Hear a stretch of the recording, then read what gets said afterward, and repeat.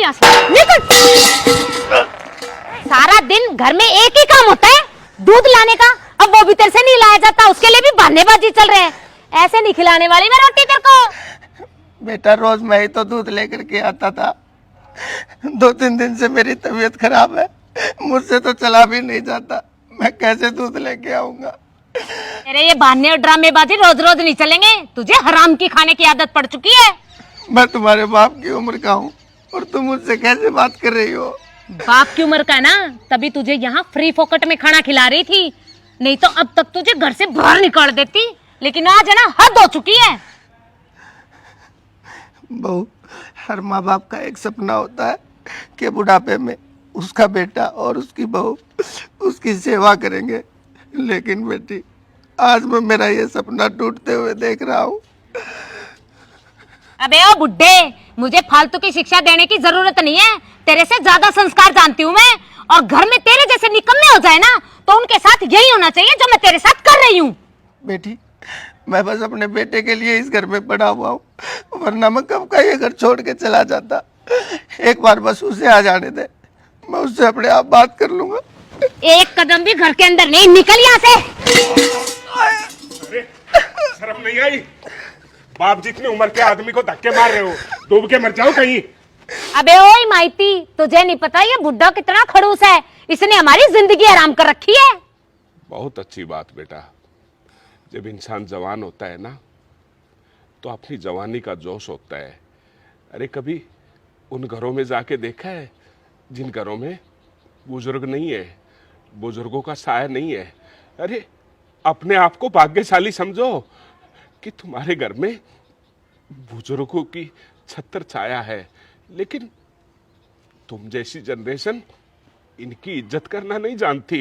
इस पे ज्यादा ही तरस आ रहा ना, तो इसको अपने साथ ले जाओ, पता चल जाएगा कैसा डीठ है ये बुड्ढा। ले जाऊंगा, अभी इंसानियत मरी नहीं है, इंसानियत जिंदा है। और लेकिन तुम देखना तुम्हारा असर क्या होगा, ऊपर वाला है ना, सब देख रहा है। ले भाई चल।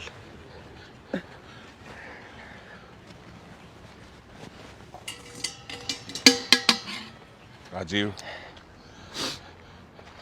कुछ दुख दर्द तकलीफें हमें अपने कर्मों के हिसाब से मिलती हैं। लेकिन भाई साहब, मैंने तो आज तक कभी किसी का बुरा नहीं किया, फिर भगवान पता नहीं मुझसे किस जन्म का बदला ले रहा है। कोई नहीं, सब ठीक हो जाएगा, किसी बात की चिंता मत करो और इसे अपना ही घर समझो। ठीक है भाई साहब। अभी बुखार है तुझे? नहीं, ठीक है। डॉक्टर को दिखा दूंगा मैं। हैं? हर रोज की तरह फिर किसी बीमारी को घर में ले आया। इस बुड्ढे ने इस घर को धर्मशाला बना के रखा हुआ है। क्या हुआ दीदी, कौन है ये? अरे मुझे क्या पता कौन है, लेकिन ये मेरे ससुर है ना, इन्होंने पूरी दुनिया का ठेका ले रखा है। हर रोज किसी ना किसी को घर पे ले आएंगे और फिर कहेंगे बहू अदरक वाली चाय बनाना। परेशान करके रख रखा है मुझे तो। बहू बेटा 2 कप अदरक वाली चाय बनाना। मामले में मैं बहुत भाग्यशाली हूँ कि मेरे बहू और बेटा बहुत अच्छे मिले हैं मुझे। धन्यवाद बेटा, सही कहते हो भाई साहब। बेटा, हाँ बाबूजी। ये तुम्हारे अंकल हैं और आज से ये हमारे साथ ही रहेंगे, तो इनके लिए भी खाना बना देना। वैसे बाबूजी कौन है ये? ये मेरे साथी हैं।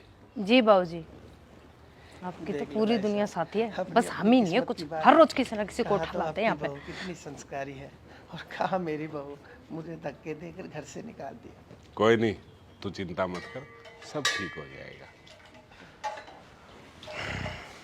यार अर्चू, 1 कप चाय मिलेगी? थोड़ा थक गया हूँ यार। थके तुम नहीं हो, थक तो मैं गई हूँ। अरे क्या हुआ? पूछो अपने बाप से जाके, मुझसे क्या पूछ रहे हो? आज फिर किसी बीमारी को घर में ले आए और पता क्या बोले, आज से ये भी यही रहेगा। इसी काम के लिए हूँ क्या मैं? यार बाबूजी भी ना बस। मुझे नहीं पता सुमित, अपने पापा से ना क्लियरली बात कर लो। या तो तुम्हारे पापा और जो उनके यार दोस्त है ना, ये दुनियादारी है जो उठा उठा के लेके आते हैं, या तो वो लोग इस घर में रहेंगे या फिर मैं रहूंगी। मेरे बाप ने तुम्हारे साथ में शादी की थी, यूं नहीं कि दुनिया का धंधा पीटती फिरूं मैं। ठीक है, मैं बाबूजी से बात करता हूँ आज। बाबूजी। हाँ बेटा। खाना। और तुम ठीक हो? हाँ ठीक है बाबूजी। अच्छा, वो जो तुम्हारे अंकल लोग हैं ऊपर, उनको पहुंचा दिए खाना? हाँ उनको पहुंचा दिया बाबूजी। ठीक है बेटा। बाबूजी हाँ बेटा। मुझे ज़रा सी कुछ बात करनी थी आपसे। बात तो मुझे भी करनी है बेटा तुमसे। तो बाबूजी पहले आप ही बताओ। बेटा,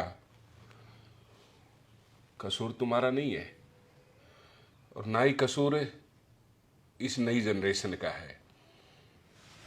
पता नहीं कैसा माहौल आ गया कि आज जो हमारे बड़े बुजुर्ग हैं और जो उनके बच्चे हैं, उनका आपस में तालमेल, कॉम्बिनेशन नहीं बन पा रहा। तो मैं नहीं चाहता था कि मेरे अपने घर में भी ये दिक्कत आए।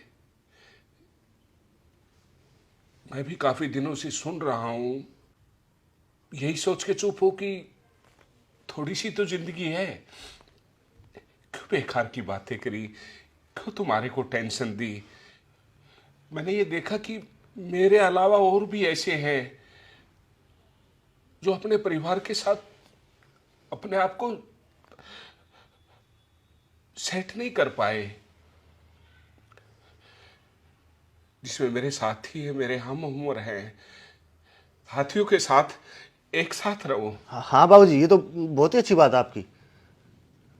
इसीलिए बेटा आज मैंने फैसला लिया है कि इस घर को मैं वृद्धाश्रम बनाऊंगा। जितने मेरे साथी हैं, जिनका घर परिवार होते हुए भी आज वो बेसहारा हैं, इससे तुम्हारी माँ की आत्मा को सुकून भी मिलेगा। तो बेटा तुम, बहू, बच्चे अपने रहने का कहीं और इंतजाम कर लो।